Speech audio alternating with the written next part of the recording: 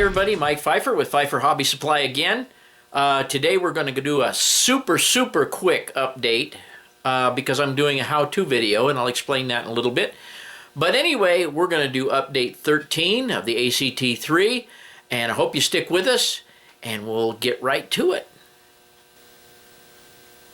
Before I get started on this video, I just wanted to let you guys know that I've had a couple people ask.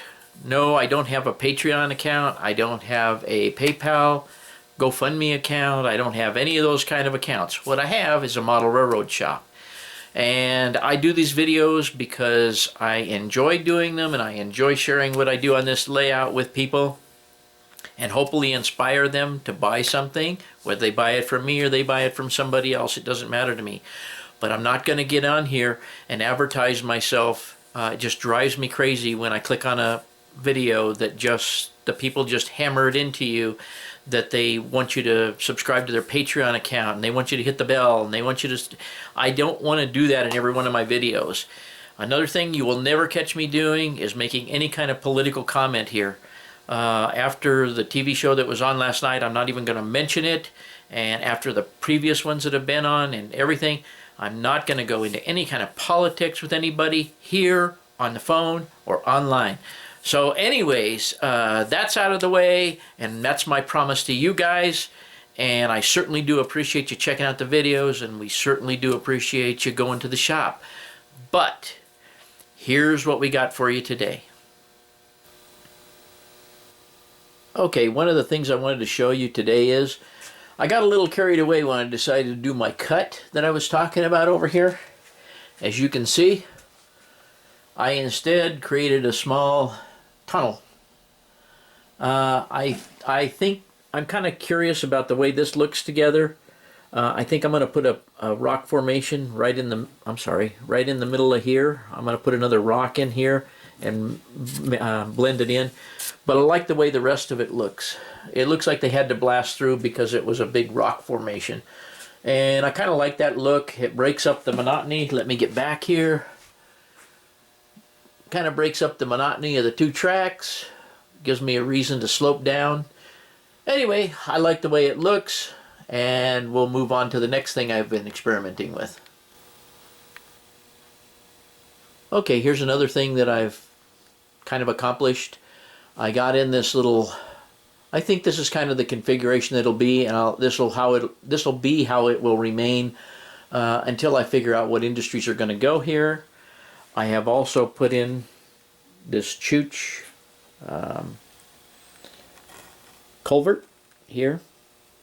Got it in place. Don't have it molded in there yet with plaster and stuff, but you get the idea.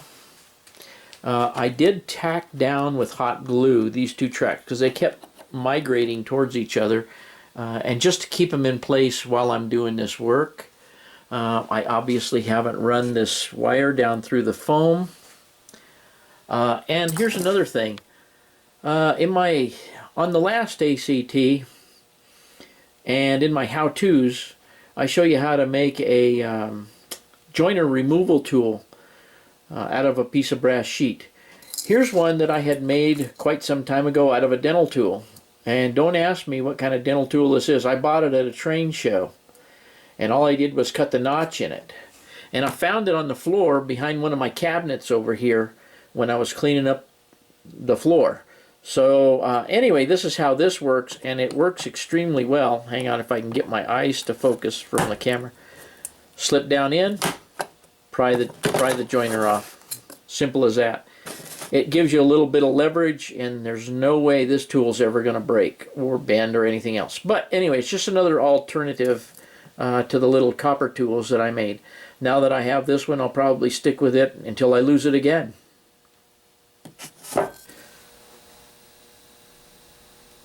Okay, as you know, I am going to have a small creek or river here, and this is what I've done so far. I've gouged this out, and I did a how-to video that I'm posting also today that you can go check out on the how-to channel. And then after I gouged this out, I simply went back with the Woodland Scenics cutter and did the edges like I wanted to. And I stopped right here on purpose because I'm not sure exactly how I'm going to get back to the lake that's going to be there, and we've already discussed that.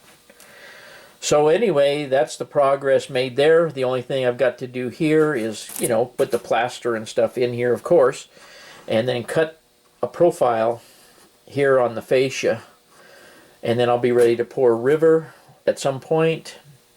Obviously not for quite some time. I just wanted to make sure that my method of gouging this out worked. I had a hard time trying to figure out how to do it, but we got it accomplished. Not very neatly, but we got it accomplished. The next thing is, I was going to show you, Gavin and I decided that the other bridge like this was too much here. So I've put these two bridges in here, Cato's. I've soldered them together. I've reinforced the bottom down here, repainted and weathered the bridge. Let me see if I can get down at a better angle for you. You can see the gusseting that I put along the bottom. I know that it's a pretty good span for a bridge like that. However, this is where it's going to live. It's going to be a bridge that on this layout and on this railroad would hardly ever be used. Therefore, it can be fairly light and fairly rickety. You can also see that I have weathered up the other Cato bridge. And this is more weathering than I've ever done on a Cato bridge. You can see that I've done some patching of the rust proofing of some of the areas. They've gone back and they've touched up some of the rust in preparation for probably a new coat of paint on this bridge. If I can get in close here, I even weathered and detailed the stanchions that hold the bridge up.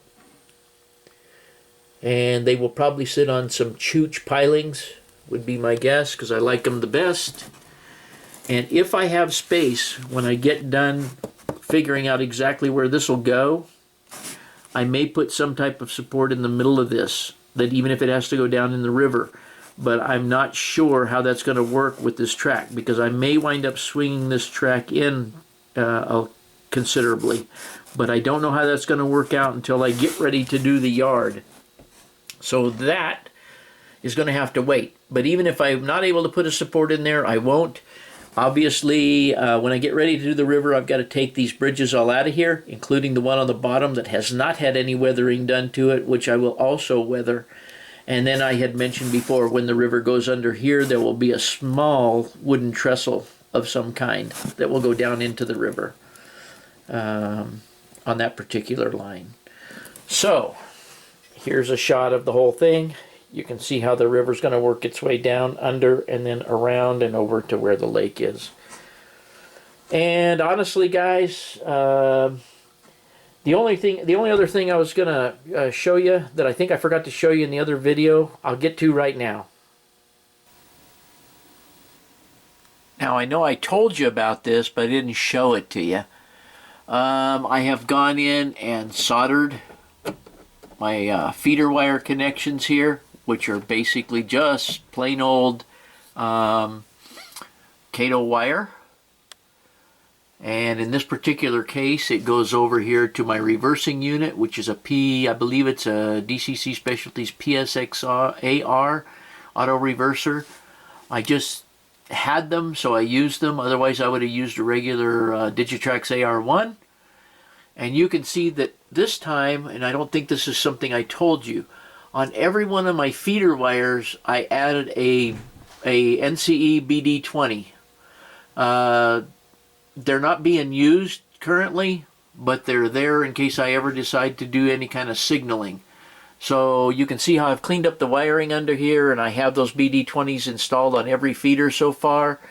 And that's about it for today, guys. Okay, everybody, I hope you're enjoying the progress of the ACT3.